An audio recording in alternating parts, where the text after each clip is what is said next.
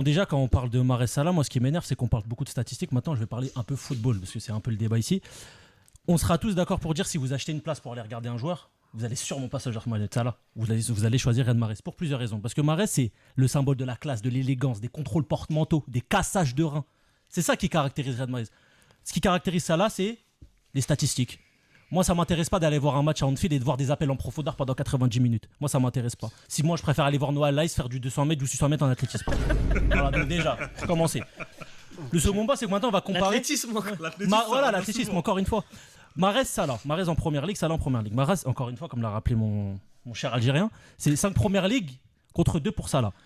Et je suis obligé de parler aujourd'hui de la saison de Mahrez avec Leicester, qui est pour moi, et vous allez tous vous fâcher, qui est la plus grosse performance individuelle de l'histoire de la Première Ligue. Parce que prendre une équipe qui était censée être relégable la saison d'avant, te les prendre, être champion d'Angleterre, meilleur joueur d'Angleterre, et humilier des pères de famille tous les week-ends.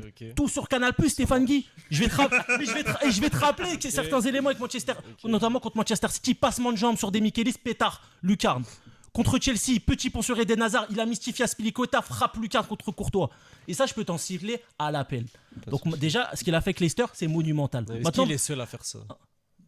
Non, mais c'est qui le meilleur joueur de Première Ligue? Donc c'est lui le symbole de tout ça. Mais c'est un collectif. Il y a Laisse-moi Kanté, finir. il y a Vardy, c'est Oui, tout un il n'y col. a pas de souci. Mais en tout cas, celui que tu retiens, c'est Mahrez.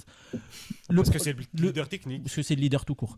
Du coup, Mahrez maintenant, on va parler avec Manchester City, qui est une légende absolue de Manchester City, qui a été un acteur majeur du système de Guardiola. Et moi, je laisse Acteur majeur. Oui, pour moi, oui. Moi, je lui laisse mon chapeau. Ah non, moi, je lui laisse mon chapeau. C'est que Mahrez, on n'en parle pas assez, mais il a une concurrence monstrueuse. Que ça soit Phil Foden, Bernardo Silva, Sterling, Leroy Sané. C'est quoi la concurrence de ça là? Adam Lallana, Djibouti Origi, Shaqiri. C'est ça la concurrence? Non, sérieux, 2 minutes? Dans cette équipe, il joue? Non, arrêtez. Donc déjà pour ça. Maintenant, Mahrez en Ligue des Champions, je vais rajouter autre chose.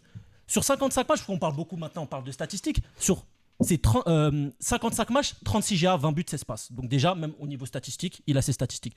Et j'ai rappelé encore une fois la double confrontation face au PSG, qui était beaucoup plus de, je vais pas dire le mot, qu'un match de foot, concrètement. Le match retour, c'est Verratti, encore une fois, qui broute le sol, Kipembe pareil.